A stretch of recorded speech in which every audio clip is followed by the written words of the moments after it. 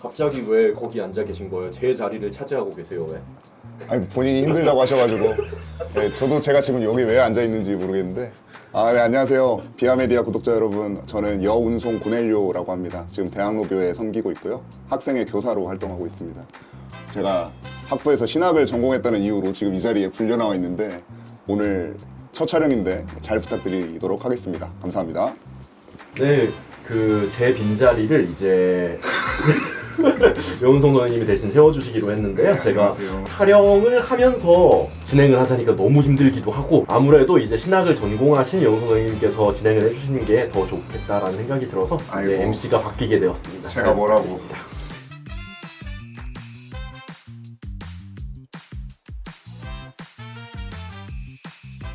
이 갈릴리와 관련해서 이제 나치 이전에도 많은 상상력들이 있어 왔죠. 예수님은 유대인이 아닌 것. 그리고 심지어 예수님의 아버지는 요셉이 아닙니다. 요셉이 아니다. 네. 그럼 누굽니까? 발터 그룬트만에 따르면 로마 병사. 로마 병사. 이제 계보가 어떻게 됩니까? 유대인이 아니게 되죠. 아니게 되죠. 그러면 예수님이 오히려 혼혈이 되는 거 아닌가요? 그렇죠, 그렇죠. 그런 수제주의자들이 예수님을 혼혈로 만들어서 되나요? 아니면 마리아도 아리아인이라고 한 건가요? 뭐 그런 식으로 되는 거겠죠. 네.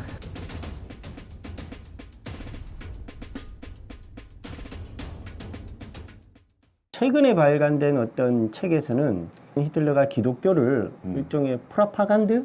그러니까 프로파간다. 실질적으로 자기는 기독교인이 아닌데 이제 독일 개신교인들의 어떤 정치적 표를 얻기 위한 수단으로서 사용했다. 뭐 하나님의 섭리라든지 하나님께서 기독교를 어떻게 했다, 뭐 이런 식으로 썼다라고 하는 책이 있어요. 하지만 또 이제 또 다른 책에서는 히틀러가 실제로는 기독교인이다.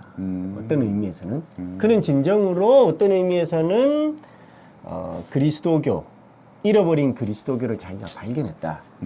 그래서 이제 한마디로 말하면 이제 가장 중요한 거는 이 당시에 이제 히틀러가 정권을 잡고 나서 이제 서서히 이제 유대인을 쫓아내는 작업을 뭔가를 했어야 됐는데, 물론 이제 그 전에도 히틀러는 이제 자기가 한두 번의 정도 폭동을 일으켰죠.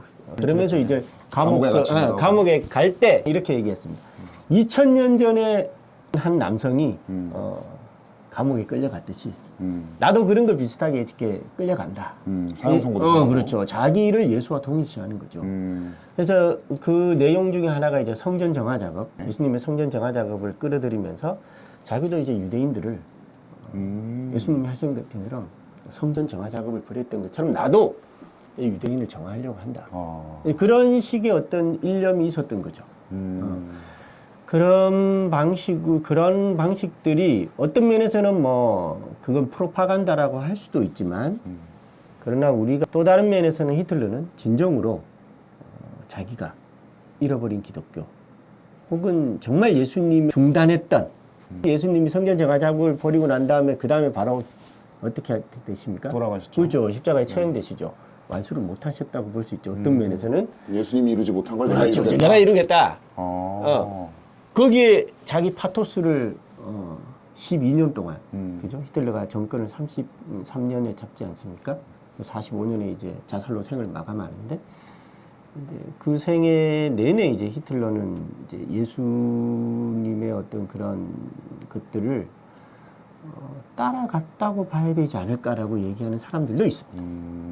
그렇기 때문에 단순히 우리가 프로파간다를 얘기할 수는 없고, 그러면 이 히틀러의 어떤 작업들을 신학적으로 뭔가 뒷받침해줘야 되지 않을까요? 그렇죠. 항상 그런 사람들이 있죠. 그렇죠. 어용 신학자들. 네, 어용 신학자. 그 정치 권력을 정당화해주는 그런 네, 신학자들은 언제나 있어왔죠. 네, 맞습니다. 근데 문제는 이 어용 신학자들이 B급 신학자가 아니었다는 얘기죠.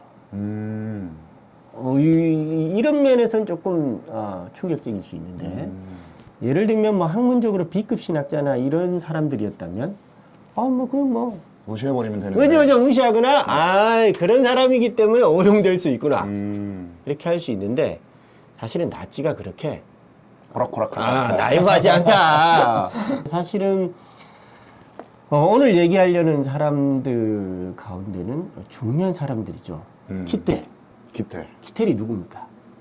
그 신약성서 신약사전을 그렇죠. 쓴. 10권이나 되게 유명하죠. 되게 유명하죠. 우리나라에도 제가 기억하기로는 요단 출판사에서 낸 걸로 요약판으로 이제 번역해서 낸 책이 있습니다. 우리가 신약 성서 사전을 볼 때 참고하는 아주 중요한 사람이죠.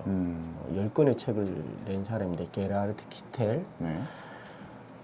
그런 사람도 여기에 가담을 했다는 거죠. 그다음 또 한 사람은 우리나라의 이제 루터와 관련해서 책을 읽어보셨습니까? 마르틴 루터의 신학이라고. 네. 크리스천 다이제스트에서. 역시 파울 알타우스가 썼죠. 역시 공부 많이 하는. 근데 좋은 책이거든요. 네. 네, 좋은 책이에요. 읽은 소감이 어땠습니까? 기억을 더듬어 보시면. 그러니까 루터의 신학을 굉장히 일목요연하게 조직신학적으로 잘 설명해준 책입니다. 되게 권위 있는 책으로 알고 있고. 그렇죠. 근데 이 사람도 네, 설마? 맞습니다. 아. 이 사람도 이제 히틀러가 정권을 잡고 나서 중요한 지지를 하죠, 신학적으로. 네. 이제 물론 이제 탈유대화 작업을 벌이진 않지만 그럼에도 불구하고 히틀러를 이제 섭리의 맥락이라는 점에서는 히틀러를 지지하는 그런 신학자이기도 했습니다. 그 다음에 또 우리가 중요한 한 사람이 있는데 발터 그룬트만입니다. 발터 그룬트만은 이제 처음 들어보셨죠? 네, 처음 들어봤습니다. 처음 들어보셨을 텐데 사실은 발터 그룬트만은 신약 성서학자인데 재밌게도 키텔의 제자입니다. 아하, 키텔의 제자. 그 스승에서 배운 네, 그 제자군요. 예. 그리고 또 하나는 이 발터 그룬트만이 누구한테 또 영향을 받냐면 우리 중요한 아돌프 슐라터라는 신학자가 있습니다. 예, 아돌프 슐라터. 아돌프 슐라터라는 학자가 있는데 이 학자의 영향을 또 받죠. 근데 이 그룬트만은 사실은 그룬트만이 가장 키텔이나 알트하우스에 비해서 가장 탈유대화 작업을 벌인 사람 중에 한 사람이 발터 그룬트만입니다. 근데 중요한 거는 뭐냐면 발터 그룬트만이 쓴 그 복음서 주석서가 있어요. 네. 근데 이제 사실 이제 어떤 의미에서 나치화, 탈유대화가 이제 동일한 맥락이지 않습니까? 그러면 1945년 이후에 사실은 발터 그룬트만은 역사 속으로 어떻게 해야 됩니까? 사라져요. 그렇죠. 사라져야 되는데. 그렇죠. 나치가 패망했으니까. 네네. 살아남습니다. 그리고 난 다음에 1980년대까지도 그룬트만이 쓴 공간복음서 주석서는 학자들 사이에서 아주 근위 있는 책으로 추천되기도 하고 인용되기도 합니다. 폐기된 게 아니라 오히려 학계 주류가 됐군요. 그렇죠. 주류가 된 거죠. 그러면 우리가 이 발터 그룬트만을 어떻게 설명해야 되는가? 그걸 오늘 설명해 주실 거 아니에요? 네네네.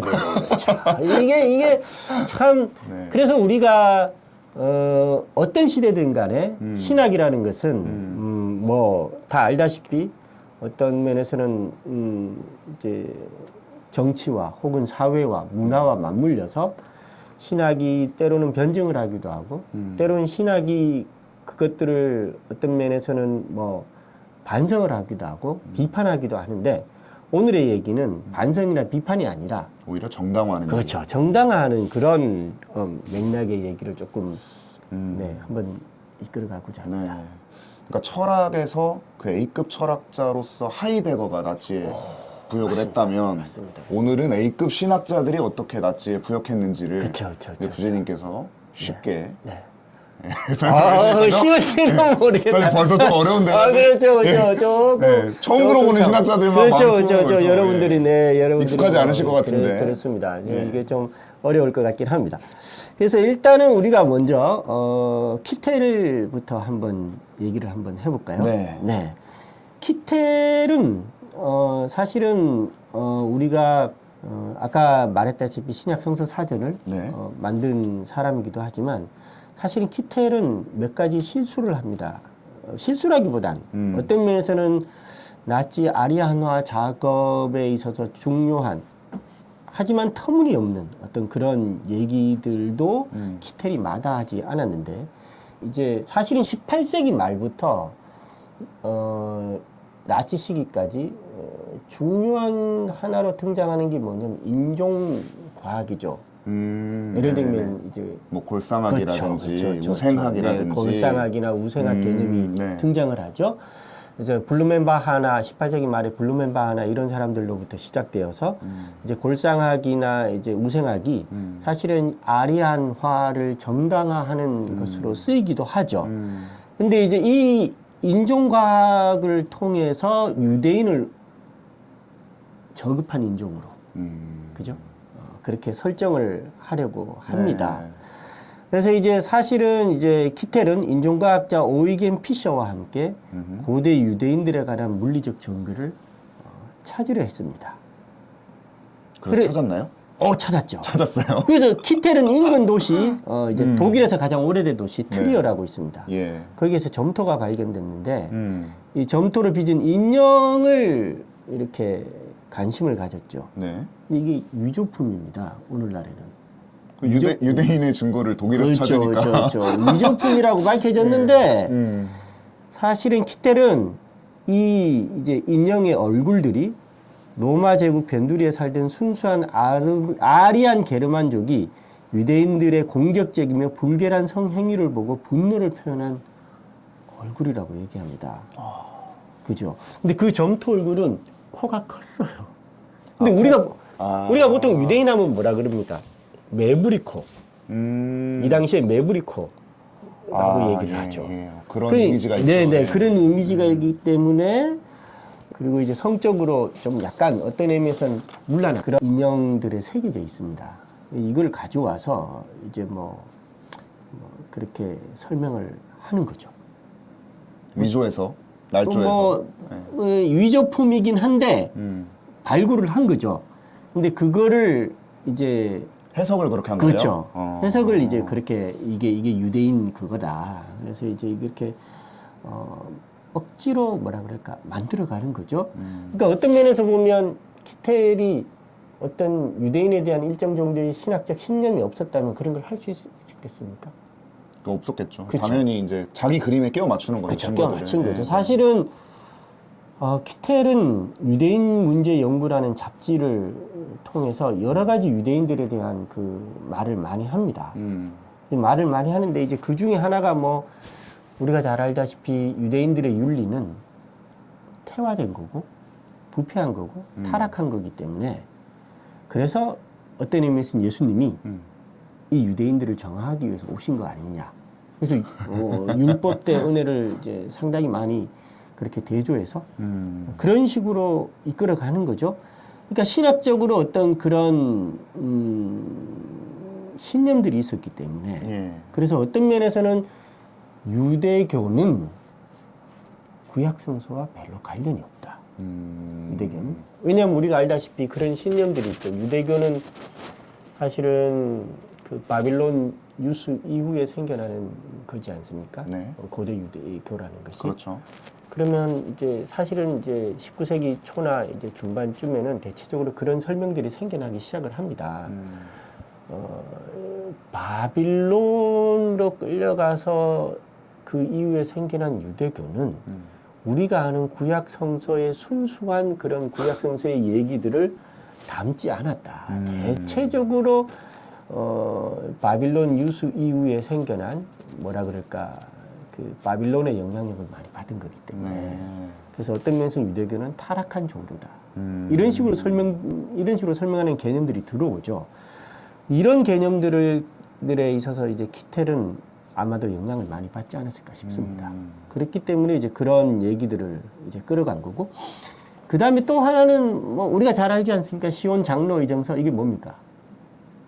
뭐 잘 모르겠는데요. 그렇죠. 이게 이제 시온 장로 의정서라는 게 뭐냐면 19세기 말에 특별히 이제 20세기 이제 이 초어간에 이제 유대인 장로들이 세계를 장악하려고 계획하고 있다.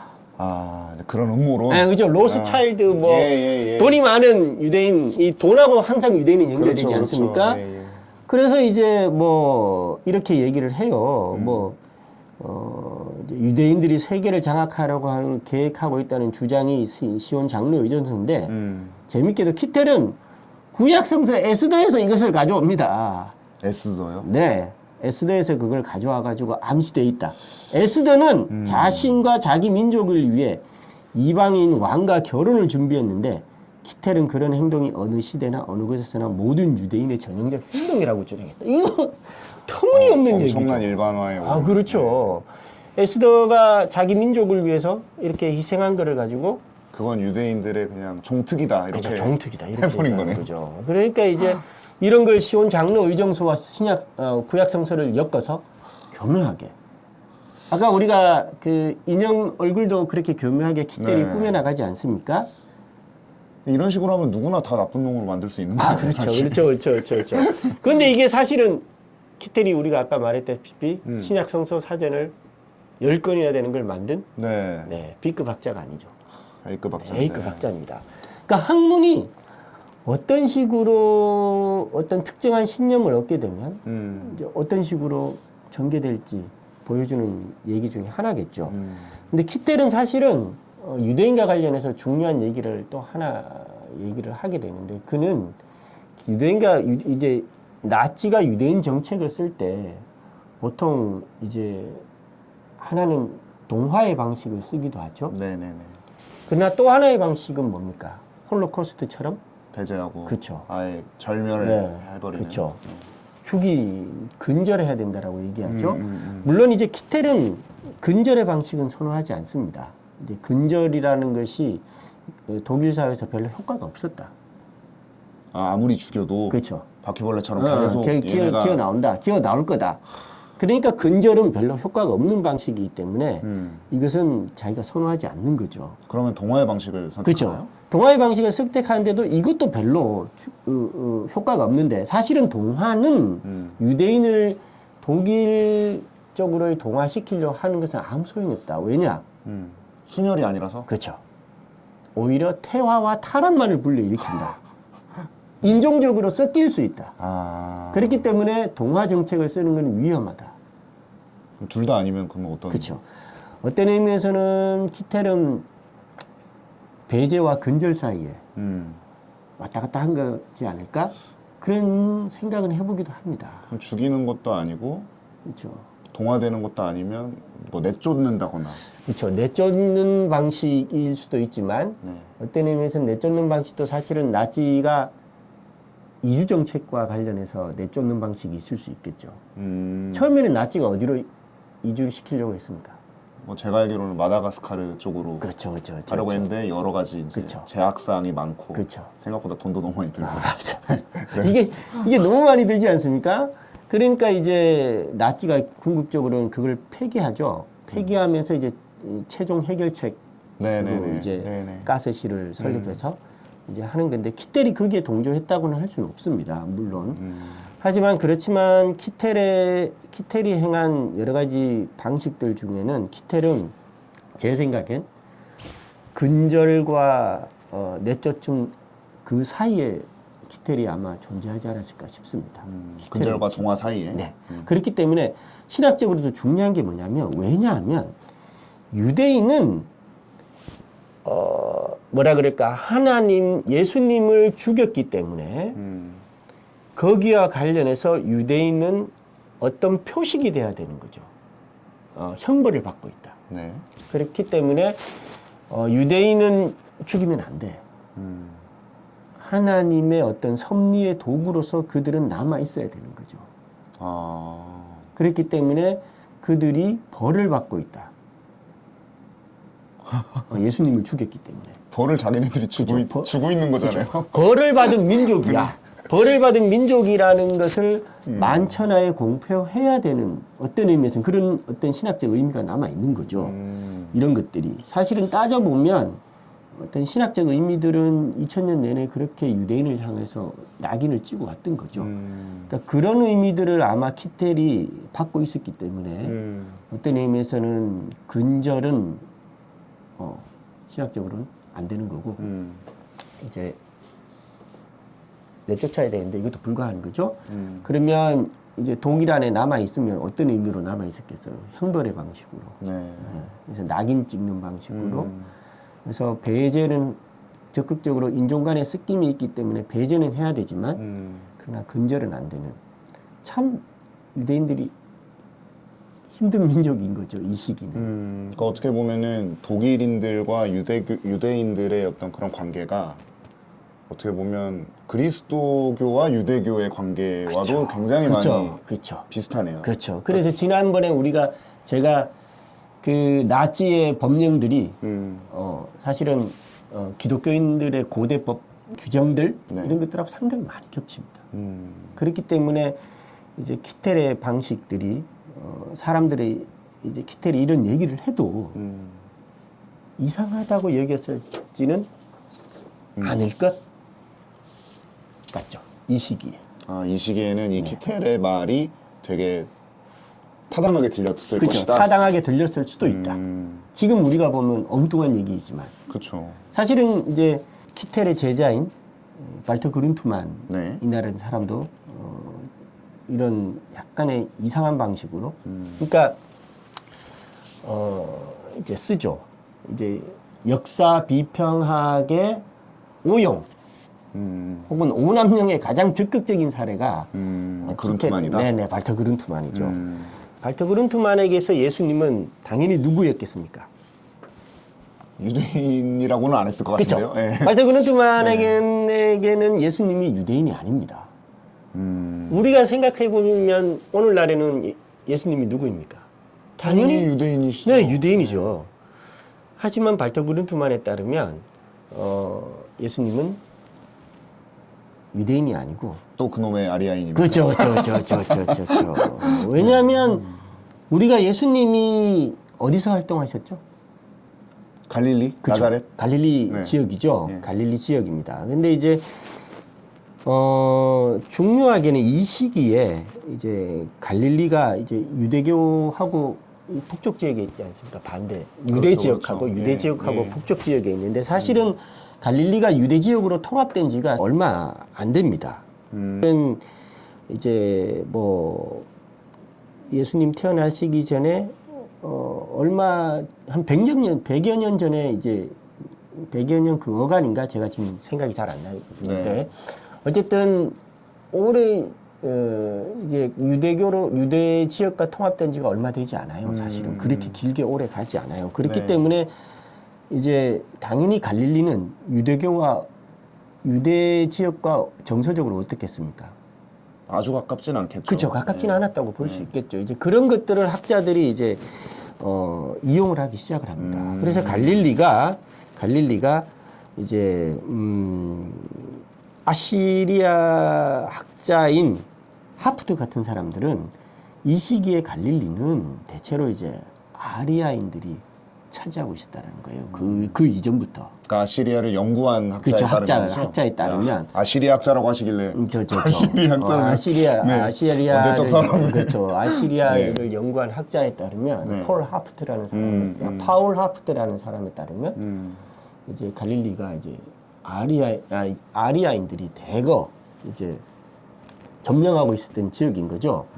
그리고 이제 로메이어라는 중요한 신약학자가 있는데 그 사람도 예수님은 유대 종말론을 가리킨 게 아니라 갈릴리 종말론을 가리켰다라고 얘기합니다. 갈릴리 종말론. 그러니까 어떻게든 예수님을 유대인들과 유대교와 분리시키려는 그렇죠, 그런 작업들을 뭐 분리시키려는 에르네스트 로마이어는 분리시키려는 작업을 한 건 아니겠지만 어쨌든 로마이어에서의 중요한 태제 하나는 이제 갈릴리가 유대교의 대척점으로 로마이어가 얘기를 합니다. 예, 예. 사실은 이제 그렇기 때문에 이 갈릴리와 관련해서 이제 이제 나치 이전에도 사실은 많은 상상력들이 있어 왔죠. 유대와 대척점으로서 어떤 갈릴리 지역이라는 것들이 네네. 많이 선호됩니다. 그런 것들을 발터 그룬트만이 잘 가져오는 거죠. 잘. 그러니까 이전의 학자들의 논의를 잘 가져와서 예수님은 유대인이 아닌 거죠. 그리고 심지어 예수님의 아버지는 요셉이 아닙니다. 요셉이 아니다. 네. 그럼 누굽니까? 이제 발터 그룬트만에 따르면 정말 말도 안 되는 로마 병사. 아, 로마 병사. 네, 로마 병사 판테라. 이제 이 로마 병사 판테라면 이제 계보가 어떻게 됩니까? 유대인이 아니게 되죠. 아니게 되죠. 그러면 예수님이 오히려 혼혈이 되는 거 아닌가요? 그렇죠, 그렇죠. 수제주의자들이 예수님을 혼혈로 만들어서 되나요? 아니면 마리아도 아리아인이라고 한 건가요? 뭐 그런 식으로 되는 거겠죠. 네. 그런데 이제 어쨌든 이제 성서를 이제 자기 마음대로 이제 가져다 와서 학자들의 얘기를 가져다 와서 이렇게 치어가는 겁니다. 그래서 발트그룬트만이 이제 구약도 배제를 하죠. 그래서 이제 찬송가에서도 유대인 단어가 나오는 거 다 삭제해요. 그래서 이제 뭐 호산나 아멘. 아멘을 없앤다고요? 찬송가에서 아멘을 없앤다고요? 이제 뭐 그런 식으로 또 하기도 하고. 그다음 이제 그룬트만 같은 경우에 이제 중요한 거는 우리가 아바 아버지라는 얘기 있지 않습니까? 네네네. 아빠 아버지, 아빠 예. 아버지. 예수님이 그런 표현을 쓰시죠? 예수님이 하느님을 2인칭으로 부르는 그렇죠. 되게 독특한 그리고 표현이죠. 이제 독특한 표현이죠. 그리고 어떤 면에서는 하느님 아버지와 예수님 간의 가장 친밀한 어떤 거를 보여주는 어떤 언어라고 우리가 보통 알고 있는데 그룬트만은 이거를 이제 하나님과의 가장 친밀한 방식을 보여주고 그렇기 때문에 그걸 영적인 방식으로 가장 친밀하게 예수님이 쓰는 걸로 봐서는 네. 유대교와는 좀 다른 인물이다, 예수님. 도저히 유대교에서는 상상할 수 없는 어떤 그런 친밀한 방식으로 예수님께서 쓰시기 때문에 그가 이제 혁명적인 이해를 이끌어 들어온 사람이었기 때문에 도저히 유대인이라고 볼 수 없지 않느냐. 어찌됐든 기승전 유대인 아닌 그렇죠, 으로 그렇죠. 가는 거군요. 그렇죠, 그렇죠. 기승전 아닌 유대인으로 이제 끌어오기도 하고, 그다음 이제 인자와 관련해서도 우리가 공간복음에서 가장 많이 발견할 수 있는 게 사람의 아들, 네, 더 선 오브 맨, 네. 사람의 아들. 이게 이제 거슬러 올라가 보면 이게 이제 이란과 관련이 있는 사상이라고 얘기를 해요. 어떤 면에서는 이란, 조로아스터교와도 관련이 있는. 네. 근데 우리가 조로아스터교나 뭐 이란 이런 거 생각하면 우리가 뭘 생각할 수 있죠? 또 아리아니죠. 그죠. 아리아니즘하고 이렇게 겹쳐지지 않습니까? 정말. 그래서 예수님이 이제 그런 표현들을 사용하셨기 때문에 예수님이 비록 그분께서 이제 어떤 생각을 가져지는 뭐 역사적으로는 여러 가지 논란거리가 있을 수도 있지만 인자 개념의 그런 기원을 따져보면 사실은 예수님은 이제 유대 사상과는 거리가 먼. 네. 그러니까 이렇게 역사 비평학 우리가 이제 역사 비평학이라는 것이 어떤 단어나 어떤 그런 것들의 기원을 추적해서 이제 기원들의 성립부터 시작해서 어떻게까지 지금까지 내려왔는지를 추적하는 작업들이 일종의 역사 비평학이지 않습니까? 네. 그러면서 이제 그 기원과 관련해서 우리가 상상해 볼 수 있는 예수님께서 무엇을 상상하셨는지를 우리가 추적하는 것이 일종의 역사 비평학인데 역사 비평학이 그룬트만에 의해서 어떤 의미에서는 가장 오남용이 되는 거죠. 하지만 이 오남용이 이 당시에는 뭐 근사하게 보였을 수도 있습니다. 근데 이제 그룬트만이 사실은 이제 2차 세계대전 이후에 더 살아나면서 활동을 하게 되는데 이 아리안이라는 용어는 다 지웁니다. 그룬트만이. 그걸 쓸 수는 없었겠죠. 네, 그걸 쓸 수는 없죠. 이제 2차 대전 이후니까. 예. 그걸 이제 다 지우지만 그러나 그럼에도 불구하고 그룬트만은 신약 성서의 주된 내용들일 수 있는 어떤 면에서는 반유대주의적인 색채들을 그룬트만이 잘 이용합니다. 그래서 논지는 그대로 그렇죠. 가져가는 거예요. 논지는 그대로 가져가죠. 거기서 나치색만 쫙 빼고. 그렇죠. 나치색을 빼거나 아리안색을 싹 빼지만 그러나 우리가 오늘날 홀로코스트 이후의 신약 성서학이 대체로 보면은 신약 성서 자체 내에 반유대적인 색채가 남아 있다라고 얘기하지 않습니까? 그런 연구 결과도 많이 있고 이제 그런 것들을 제 생각엔 그룬트만이 잘 캐치하고 있었던 것 같아요. 그렇기 때문에 이제 그런 것들을 사실은 홀로코스트 이후에 반유대적인 색채를 신약 성서 내에서 찾아내려는 작업들은 사실은 뭐 80년대 후반, 90년대 이후에서야 점차적으로 생겨나는 경향들이기 때문에 그룬트만의 공간복음서 주석서가 80년대까지만 해도 세계적으로 추천되는 유명한 주석서였다는 것은 이해가 되죠. 잘 되죠. 너무 기가 막혀가지고. 그렇죠. 아리아인 거 다 빼고 그다음에 이제 나치의 탈유대화 작업은 빼지만 네. 신약 성서 안에 살아남아 있는 어떤 의미에서는 예수님이 유대교와 관련해서 가장 센 발언을 한 게 있지 않습니까? 그런 것들을 그룬트만이 잘 가져옵니다. 그러면 중요하게 신약 성서학자로서 그룬트만이 잘 살아남았다고 볼 수 있죠.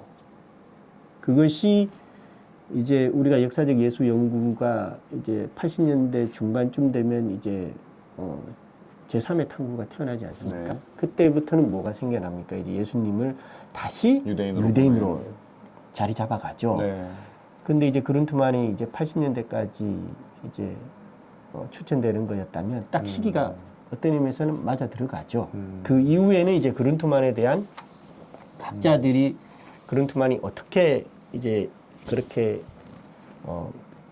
아리안화 작업을 이끌어왔고 이제 2차 세계대전 이후에도 어떻게 이 살아남았는지를 이제 학자들이 잘 파헤쳤죠.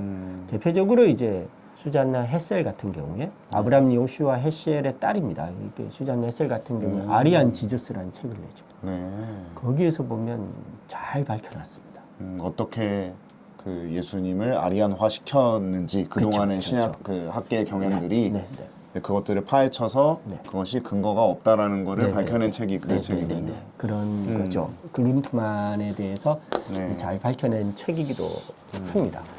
그래서 어떤 의미는 상당히 이제 비정상적인 얘기들이 네. 이제 나치 시기에 유행을 할 수 있었던데 사실은 우리도 일제 시대 한번 생각해 보십시오.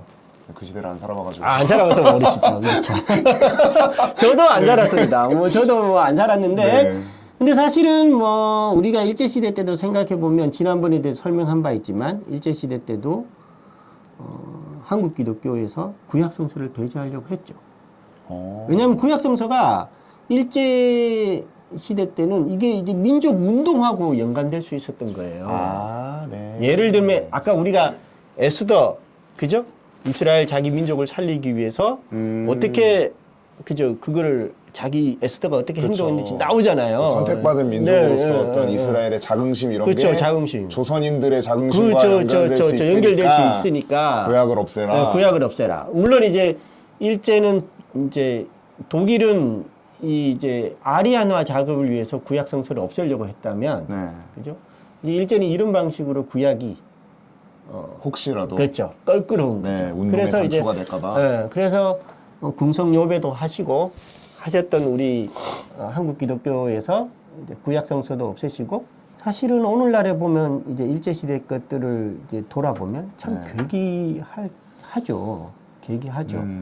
어떻게 신사참배를 할 수 있고 어떻게 저 구약 본문들을 없애려고 했고 어떻게 교회 종을 떼다가 녹여서 총알로 만들고. 그렇죠. 네. 그 태평양 전쟁에 전투기 연납하고 막 그런 것들 있죠. 그런 걸 할 수 있을까? 그 시대에도 뭐 어용 지식인들, 어용 신학자들 그렇죠. 당연히 있었겠죠. 그렇죠. 친일파들이 있었으니까. 그렇죠. 근데 이제 그것들이 어떤 의미에서는 한국 교회의 주류를 차지했다는 겁니다. 그때 이제 그 감옥에 들어가신 분들은 소수죠. 우리가 아는 주기철 목사님 뭐 이런 부분 네. 이제 소수 분들이지 않습니까? 마찬가지로 독일도 이 당시에는 소수였죠. 저항하는 사람들이. 네. 물론 우리가 이제 뭐 고백교회의 얘기도 하지만 사실은 이제 홀로코스트의 공부라는 책을 읽으셨죠? 네. 네. 거기서 고백교회도 사실은 유대인과 관련해서는 굉장히 그렇죠. 미온적이었다. 그렇죠. 사실상 관심이 별로 없었다. 사실상 관심이 네. 없었다고 네. 얘기를 하죠. 이제 교회의 문제에 주로. 그래서 이제 그렇죠. 그러면 이제 우리가 루터 신학자인 알타우스도 어땠을까요? 근데 지금까지는 저희가 이제 성서학자들의 그 뿌리 깊은 반유대주의에 대해서 봤다면 이제는 조직 신학자인 그렇죠. 알타우스 살펴볼 텐데. 이제 뭐 알타우스는 길게 설명하지 않겠습니다만은 이제 알타우스 같은 경우에는 이제 사실은 우리가 제가 지난번에도 얘기했지만 그 히틀러의 신학에 있어서 히틀러가 하느님을 자꾸 끌어들이는데 하느님을 끌어들이는 데 있어서 히틀러가 가장 많이 사용한 게 섭리입니다. 그죠, 섭리. 예. 네. 하느님의 손. 네네. 하느님이 우리 민족을 위하여, 하느님께서 이 독일을 위하여 어떻게 자기를 들어서 사용하시는지를, 그죠? 히틀러가 계속 설명합니다. 그 자연신학적인. 그렇죠, 그렇죠. 그런 그래서 것들을 바르트가 아주 그렇죠, 그거에 그렇죠, 기함을 그렇죠, 하고 그렇죠, 그냥 그렇죠. 반대를 했던 거죠. 예. 그렇게 이제 반대를 하죠. 네. 그런데 이제 이 당시에 이제 파지티브 크리스찬이티, 네. 이제 뭐 이제 긍정 기독교 혹은 뭐 바람직한 기독교 뭐 이렇게 설명할 수도 있겠죠. 이게 이제 독일 개신교의 주류였습니다. 이 사람들이. 이 사람들의 눈에는 히틀러가 당연히 하나님의 섭리다. 섭리인 거죠. 이 하나님의 섭리를 알트하우스가 어떤 의미에서는 받아들였다고 할 수 있습니다. 알트하우스가 이렇게 얘기하죠. 우리는 기독교인으로서 하나님께 감사하는 마음으로 모든 권위는 하나님이 보존하시는 수단임을 존중한다. 자, 모든 권위는 모든 권위는입니다. 루터교 조직신학자니까 또 그 루터교의 두왕궁 교회와 어떤 세속정부의 두 가지를 다 인정하는 그런 것들도 더 작용을 했을 것 같네요. 예. 완전한 교회는 완전한 국가. 완전한 국가 안에 완전한 기독교. 완전한 기독교 안에 완전한 국가.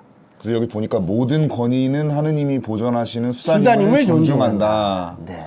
이런 점에서 우리는 기독교 신자들로서 궁핍의 시대에 하느님께서 우리 민족에게 경건하고 신실한 지도자로서 총통을 주신 것을 감사합니다. 네, 감사합니다. 국가사회주의, 나치죠. 그렇죠. 나치 정치 체제를 선한 정부, 품위와 명예를 지닌 정부로 주신 것을 하느님께 감사한다. 그렇죠.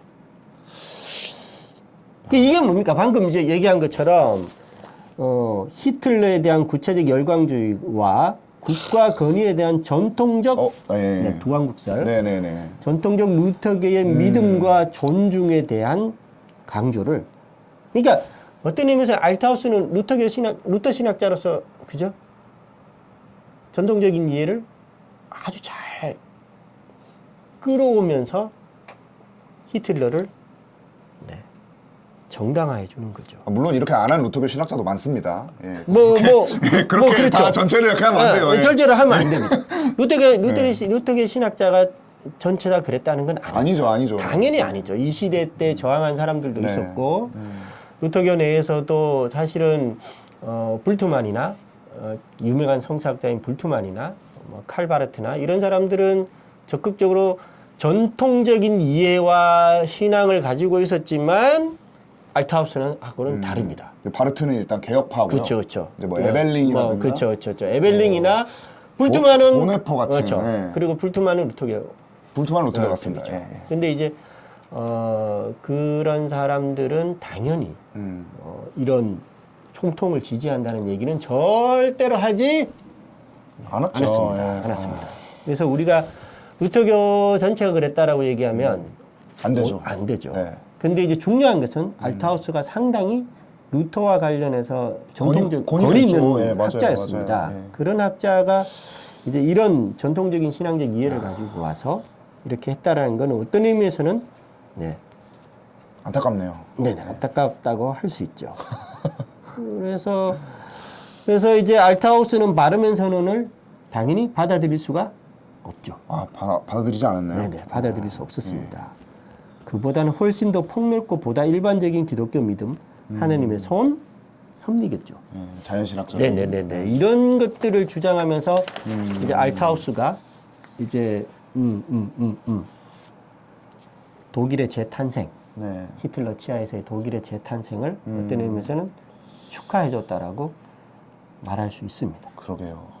하느님께 감사한다. 그렇죠. 이거 좀 충격적이네요. 제가 이제 우리가 처음 얘기했지 않습니까? 신학은 때로는 정치, 사회, 문화를 변증하기도 하고 때로는 비판하기도 했습니다. 그러니까 이 둘 사이에 정당화와 비판, 정당화와 비판 사이에 우리가 신앙인으로서 어떻게 해야 될까?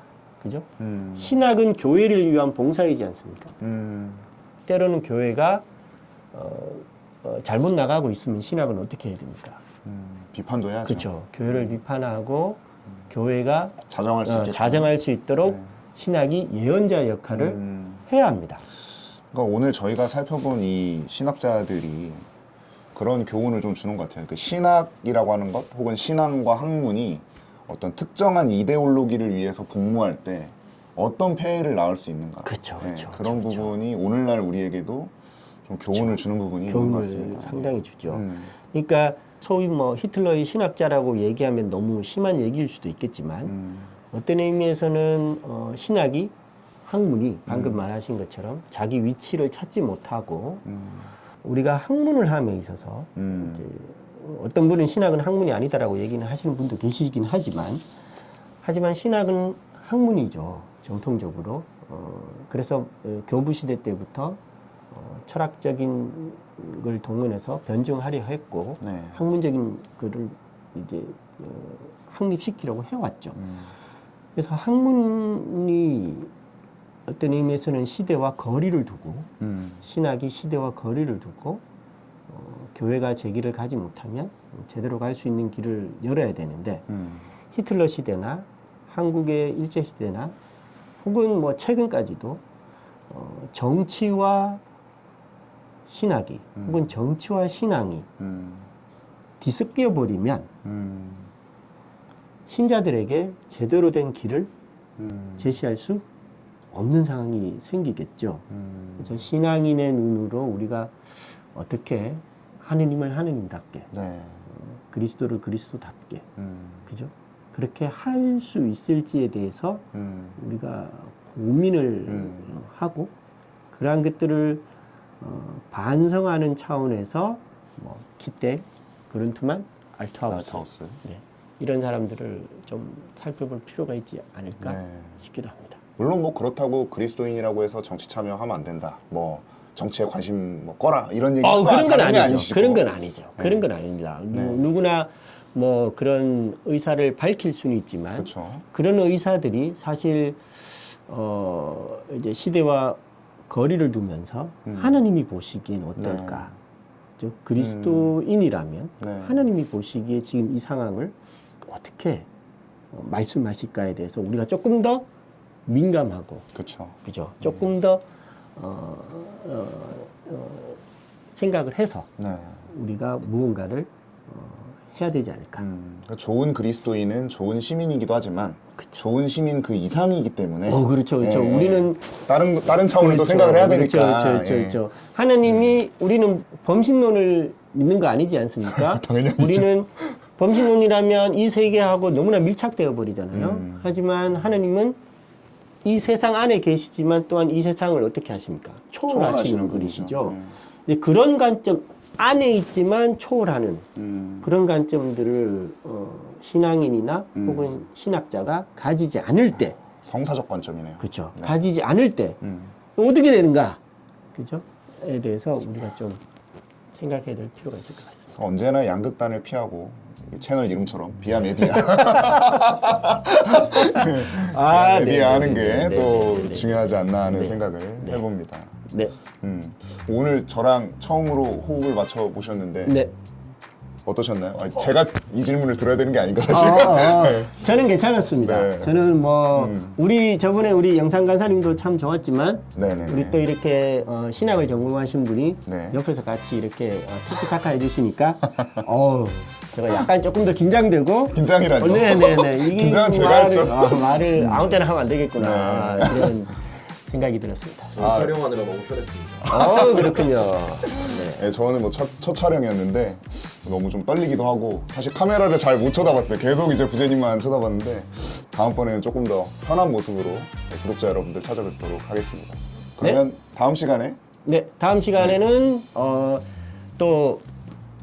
이제 다음 시간에는 19세기 말쯤 거슬러 올라가서 알트하우스나 키텔이나 그룬트만이 신학의 긴 역사에서 정말로 변종들일까?